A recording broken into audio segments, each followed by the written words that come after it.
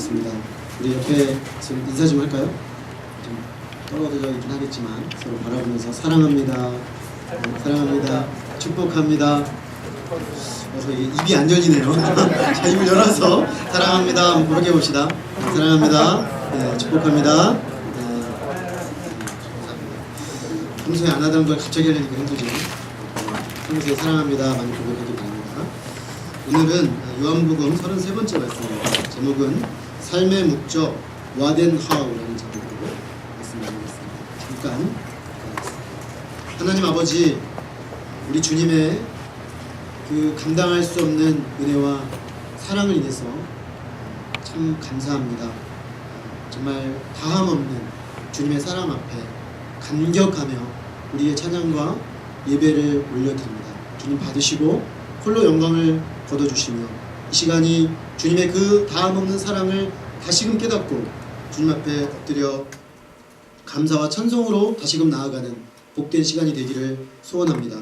하나님 아버지, 이 시간에 저희의 마음을 활짝 열어주셔서 주님의 법을 깨닫게 하시고 아버지의 우리를 향한 소망의 음성 듣는 복된 자리가 되도록 도와주시옵기를 기도합니다. 예수 그리스도 이름으로 기도했습니다. 아멘. 제가 가끔씩 졸업생들에게 고대 투데이라는 잡지를 받아보고 있습니다. 이제 거기에 지난번에 온 걸 보니까 굉장히 흥미로운 글을 보게 되었습니다.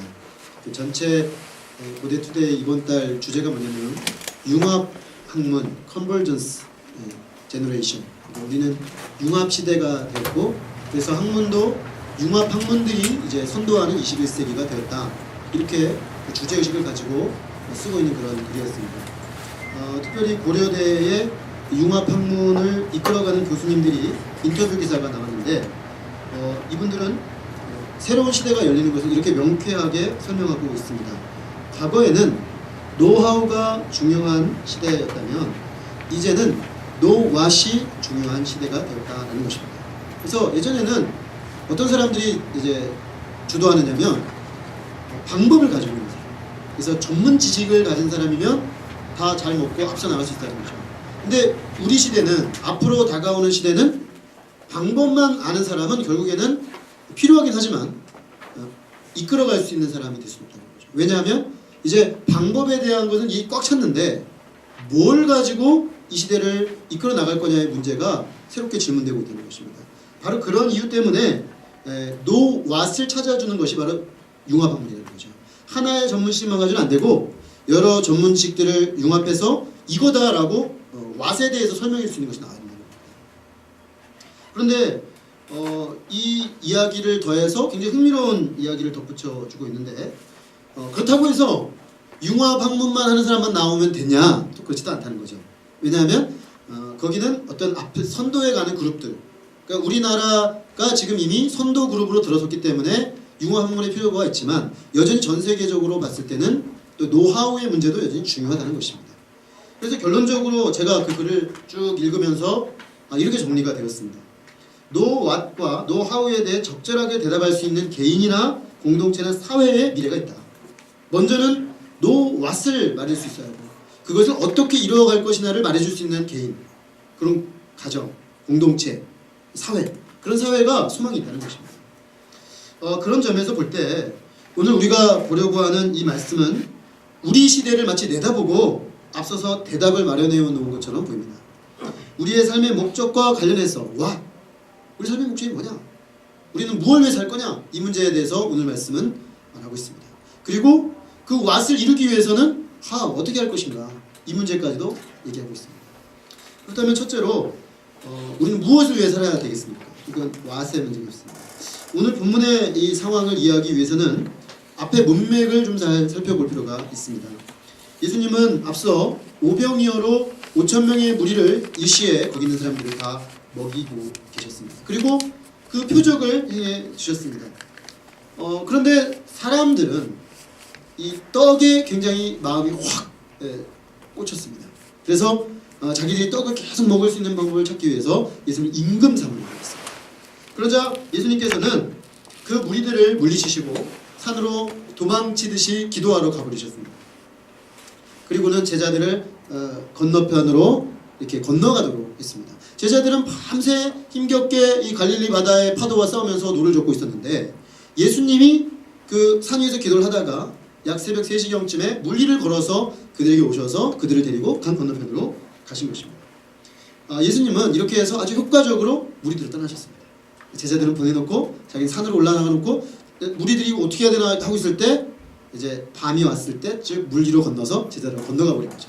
그래서 자기에게서 떡을 구하는 이들에게서 주님은 나는 그런 메시아가 아니라는 간접적인 메시지를 강력하게 던진 것입니다.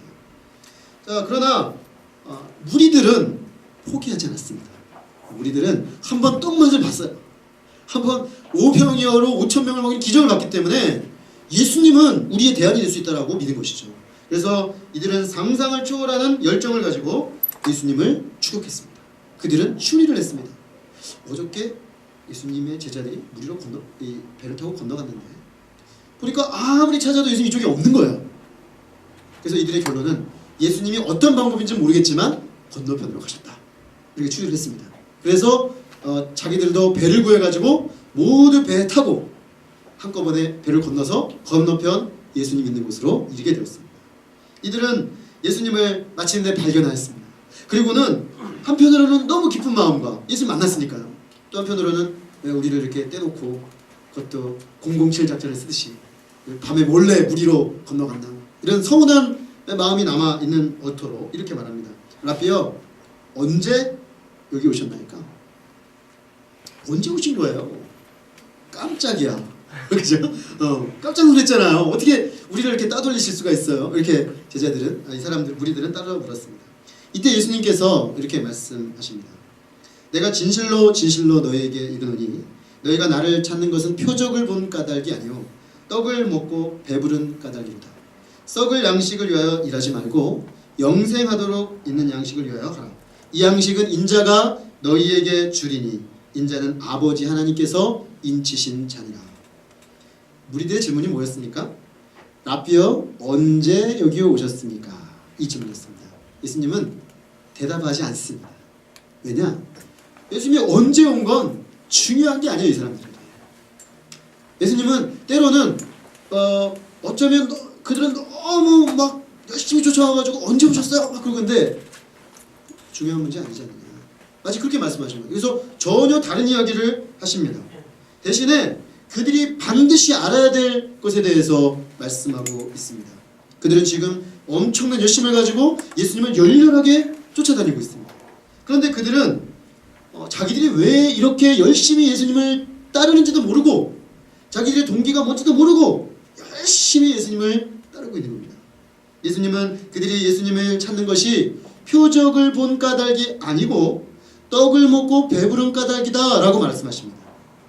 그래서 앞서 예수님은 5병이어로 5,000명을 먹이셨죠.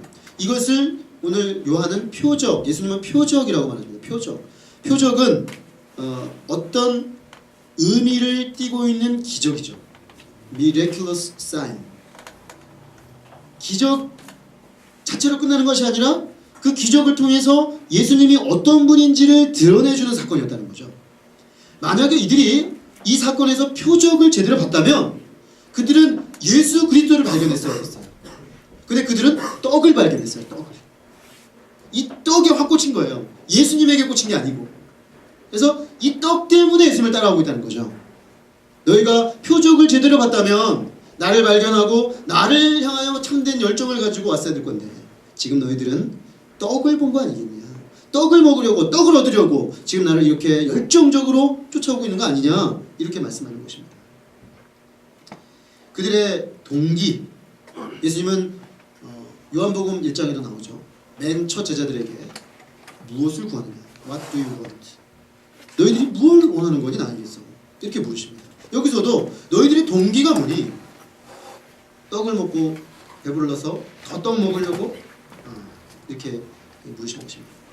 이 말씀을 우리가 오해하면 안 됩니다. 예수님은 사람이 떡 먹는 문제를 이렇게 배제하는 분으로 우리가 오해해서는 안 됩니다. 떡 먹는 문제를 주님께서 왜 무시하시겠습니까? 지금 전 세계적으로 미국에서 시작돼서 우리나라를 넘어서 지금 세계적으로 지금 그 빈곤 문제를 해결하기 위해서 열심히 뛰고 있는 단체들, 기아 대책 기구라든가 월드비전 같은 단체들은 다 기독교 사상을 바탕으로 한 단체들입니다. 그들은 보면 열심히 아프리카나 저개발 국가에 가서 떡을 나눠주고 있습니다. 예수님의 마음으로. 실제로 예수님도 무리들의 배고픔을 불쌍히 여기셨습니다. 배고파서 줄인 영혼들을 먹이는 일에 주님도 마음이 있습니다. 그런데 왜 예수님께서는 너희가 떡을 먹고 배부른 떡 먹으려는 동기로 나를 쫓는 것에 대해서 예수님은 문제 있다고 하십니까? 떡을 먹으려고 하는 것, 떡이 필요하다는 것에 대해서 주님은 전혀 문제가 없지만 이들의 모습 속에는 마치 인간이 떡을 먹기 위해 태어난 것처럼 살고 있다는 거죠. 그래서 만약 인생이 정말 그게 전부라면, 떡 먹는 게 전부라면 인간이 뭐냐 이겁니다. 예수님 그 질문을 하신 겁니다. 인간은 그 이상입니다. 인생은 그 이상의 뭔가가 있는 것입니다. 인생이 만약에 먹기 위해서만 태어난 것이라고 한다면 과연 사람과 동물의 차이가 무엇이겠습니까? 인생의 고귀함을 어디서 찾을 수 있겠습니까? 그래서 우리는 흔히 이런 말을 듣습니다. 사람이 밥만 먹고 사냐? 사람이 밥으로만 사냐? 사람은 밥만 먹고 사는 존재가 아니야. 우리가 뭐 밥만 먹고 사는 식충인 줄 알아? 이런 말 합니다. 우리가 뭐 식충이냐? 우리가 뭐 밥만 먹여주면 아무 문제 없는 그런 존재인지 아냐? 이 말은 모든 사람들이 동의하는 거죠. 사람이 단지 밥만 먹고 살 수 있는 존재는 아니라는 것입니다.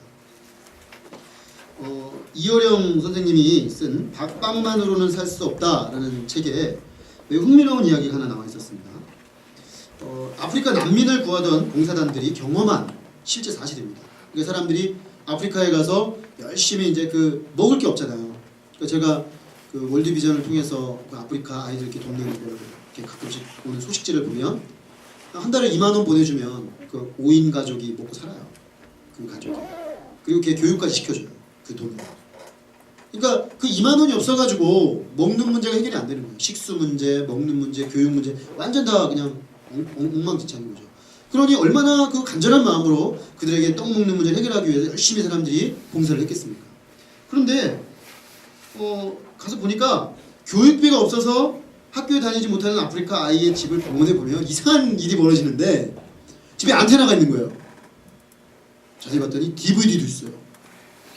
아니 이게 어떻게 된 일인가?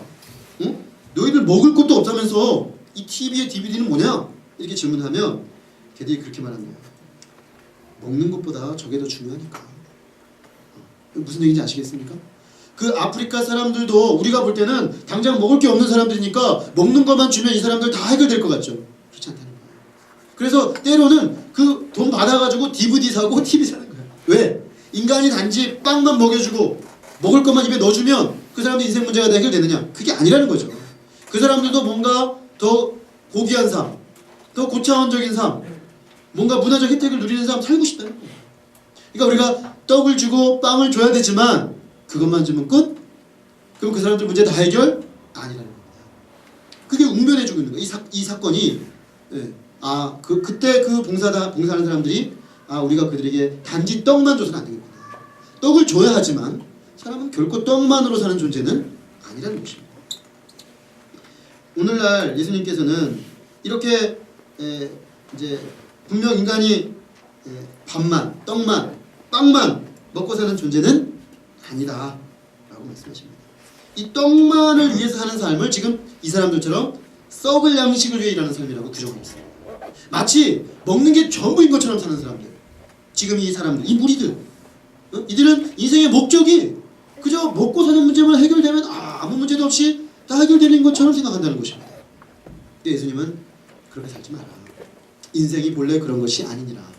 인생이 본래 그저 떡 먹고 산다고 해서 다 해결되는 것은 아니다 라고 말씀합니다.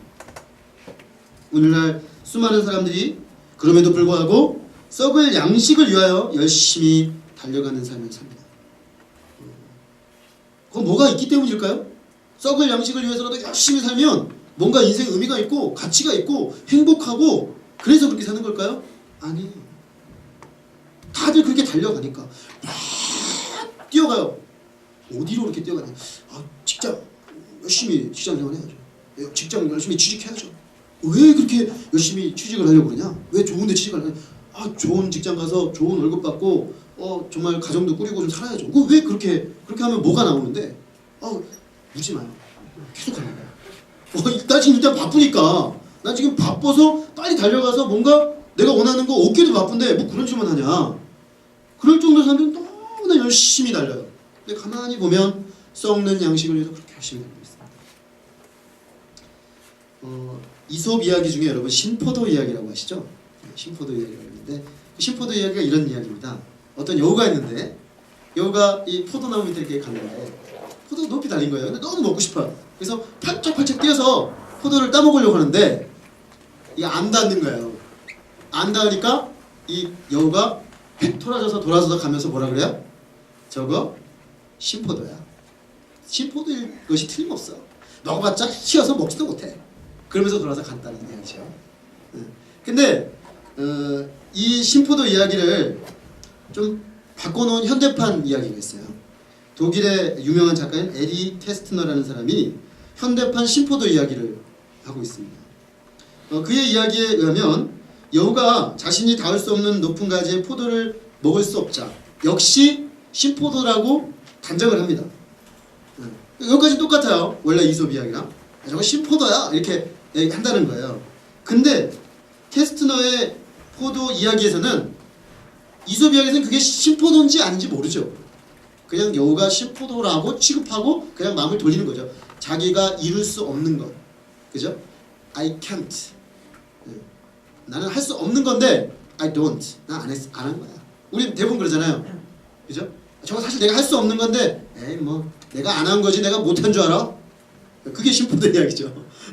근데 그 이야기인데 이 새로운 이야기에서는 진짜 신포도야 이게. 이 캐스트너의 이야기에서는 진짜 신포도. 그래서 근데 이 캐스트너의 여우는 포기를 안 했어요. 포기를 안 하고 열심히 뛰어가지고 결국에는 이 신포도를 땄어.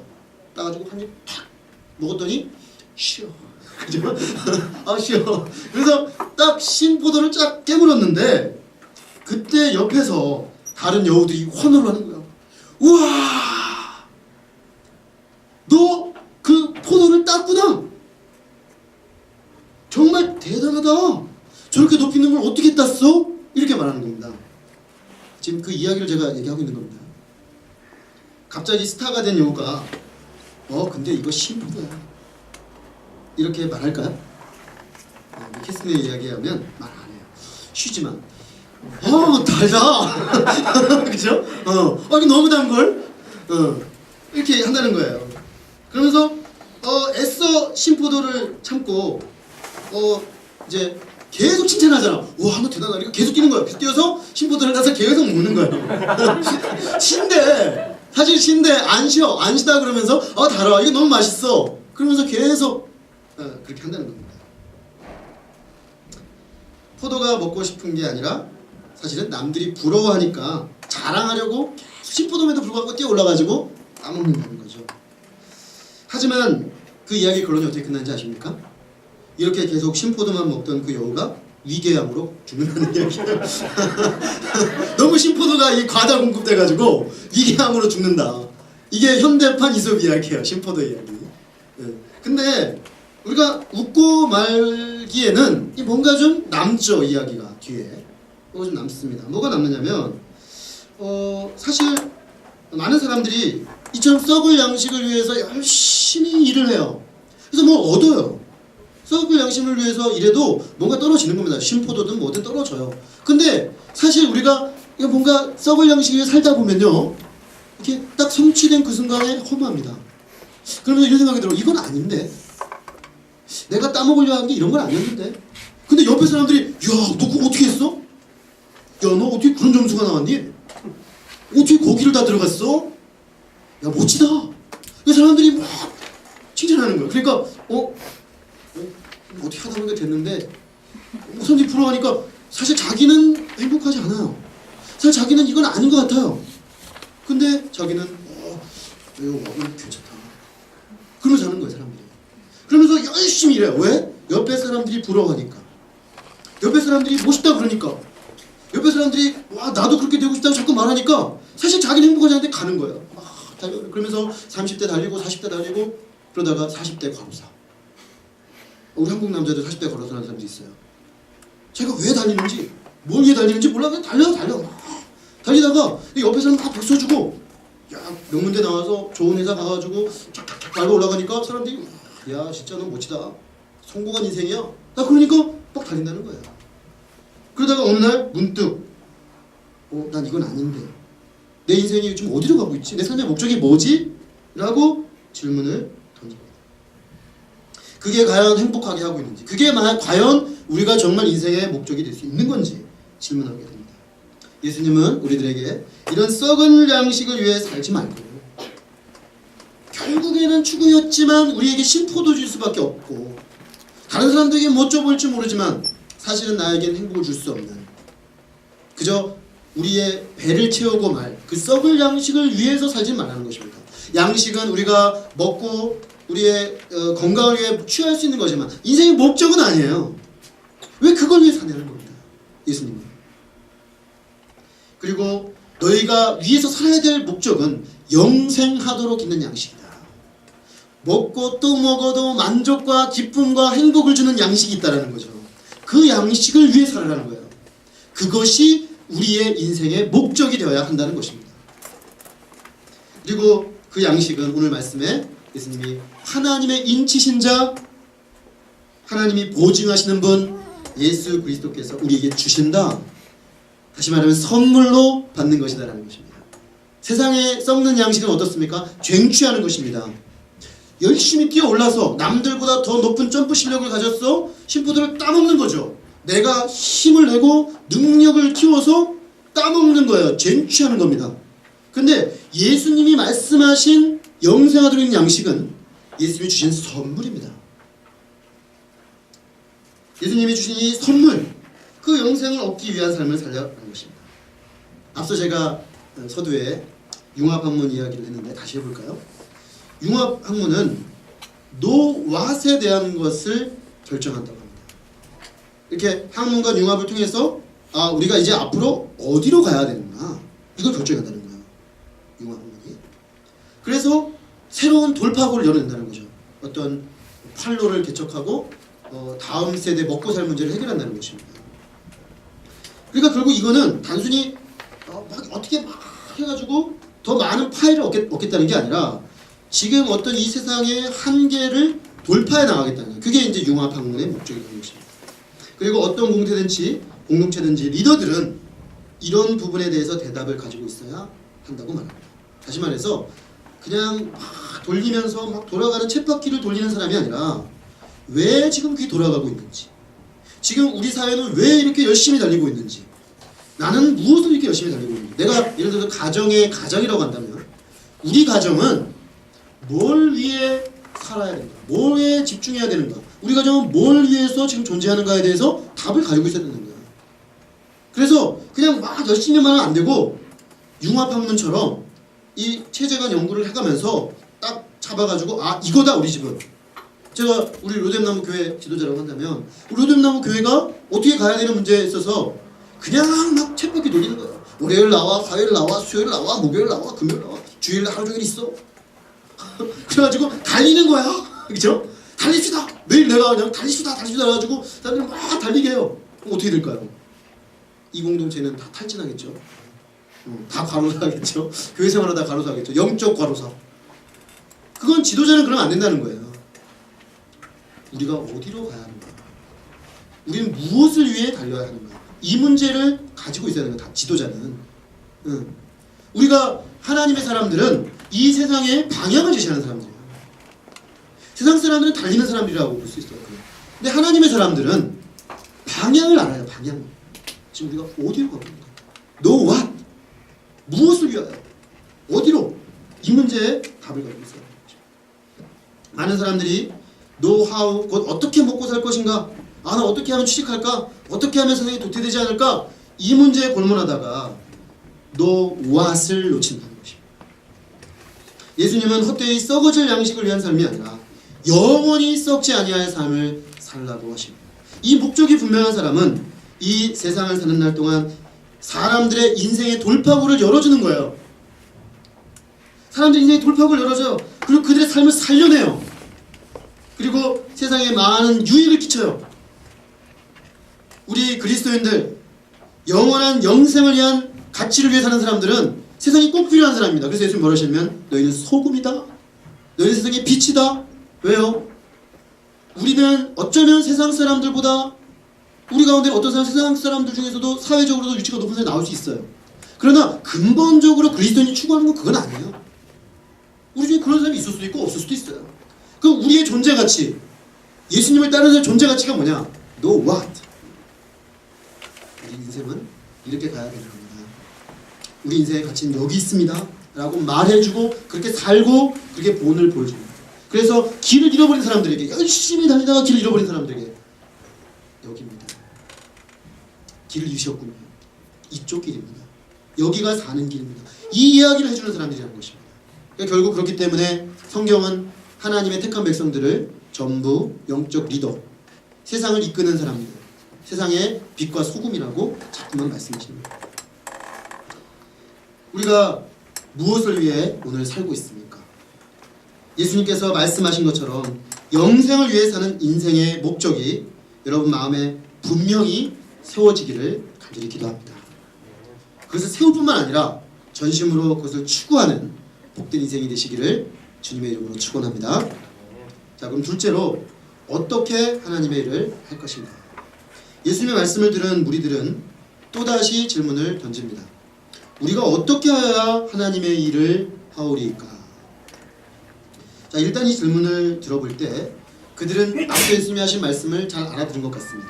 너희가 썩을 양식을 위해 살지 말고 영생하도록 위해 있는 양식을 살아라. 그 말을 듣고 이들이 해석한 거예요. 영생하도록 있는 양식을 위해 살아라? 그러면 하나님의 일을 하라는 거구나. 세상에 추구하지 말고 하나님의 일을 하라는 거구나. 그런 질문이 생긴 거예요. 그러니까 어떻게 하면 하나님의 일을 할 수 있죠? 우리도 그럼 그렇게 살고 싶은데 어떻게 하면 되겠습니까? 왓을 받아들인 거예요. 그러니까 how의 문제가 나온 거죠. 그런데 문제는 어떻게 해야 될지 모르겠는 거예요. 어떻게 해야 하나님의 일을 하는 거지? 어떻게 해야 영생을 추구하는 삶을 사는 거지? 알 수가 없는 것입니다. 사실 예수님께서는 이미 답을 주셨습니다. 예수님 말씀을 잘 들어보면 예수님이 답을 줬는데 뭐라고 하셨냐면 이 양식은 인자가 너희에게 주리니 라고 하셨습니다. 인자가 너희에게 주는 양식이다. 여기서 준다는 거는 값없이 주는 선물로 준다는 것입니다. 그러니까 주님은 뭐라고 말씀하신 거냐면 그 주시는 값없이 주신 선물을 받으면 되는 거죠. 그런데 그들은 그것을 이해할 수가 없었습니다. 그러니까 묻는 거예요. 어떻게 해야 됩니까? 미리 말씀해 주셨는데 어떻게 해야 되죠? 라고 묻습니다. 왜일까요? 그들의 생각이 육신적인 인간의 생각에 머물러 있었기 때문입니다. 그들은 하나님이 주시는 선물을 얻기 위해 뭔가를 해야 한다고 생각했습니다. 이 세상은 철저하게 기브 앤 테이크 아니겠습니까? 내가 저걸 얻기 위해서는 이만큼 해야죠. 세상에 공짜가 어디 있습니까? 그죠? 여러분 늘 매일매일 세상에 듣는 이야기 아니겠어요? 공짜는 없다. 명심하십시오. 제가 만약에 하나님의 말씀이 저에게 없다면 제가 인생 선배로서 여러분들에게 분명히 말씀드리겠습니다. 공짜는 없습니다. 공짜를 세상에서 얻으려고 하다가는 정말 공치는 수가 있습니다.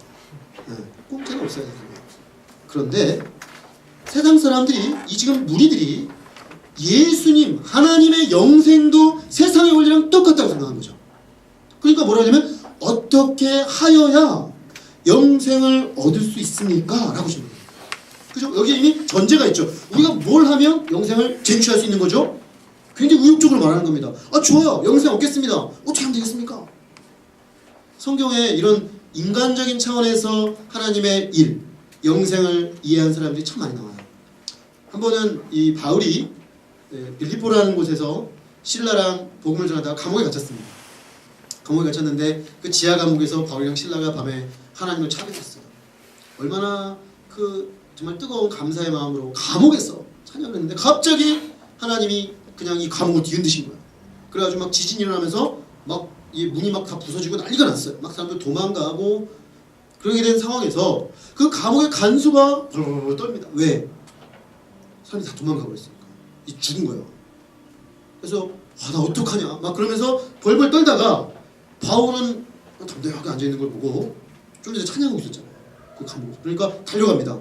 간수가. 바울에게 달려. 조금 전까지는 간수가 바울을 가두고 있었는데 지금 이 비상 상황이 되니까 간수가 오히려 바울에게 가서 요청해요. 우리가 어떻게 해야 구원 얻으리까? 말이 똑같죠.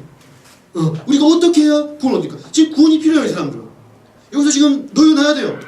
막 열심히 달리다가 길 잃은 겁니다, 지금. 그러니까 방향을 알고 있는 사람에게 온 거죠. 이런 겁니다. 세상 사람들은, 믿음의 사람들은 평소에 우습게 합니다. 발밑에 때만도 못하게 생각합니다. 그래서 복음 전에도 그냥 뻥 차버리고 쓸데없는 소리 하지 말라고. 복음이 무슨 밥 먹여주냐 그러고 안 들어요. 근데 언제 듣냐면 지진이 날 때, 한번 삶이 흔들릴 때, 열심히 달렸는데 열심히 했는데 갑자기 인생이 꼬이기 시작해요. 원치 않게 이상하게 가. 내가 했는데 이만큼 돌아와야 되는데 안 돌아와. 그 사람이 당황하기 시작하는 거예요. 이거 어떻게 된 거지? 그러면서 믿음의 사람들에게 찾아옵니다. 찾아가서 뭐라 하냐? 어떻게 해야 구원 얻을 수 있겠습니까? 어떻게 해야 살아날 수 있겠습니까? 한 번은 한 부자 청년이 예수님에게 나왔습니다. 예수님이 나와가지고 예수님이 이런 질문을 해요. 제가 무엇을 하여야 영생을 얻으리까? 다 똑같은 질문이죠. 이 질문 속에 그들이 문제가 있습니다.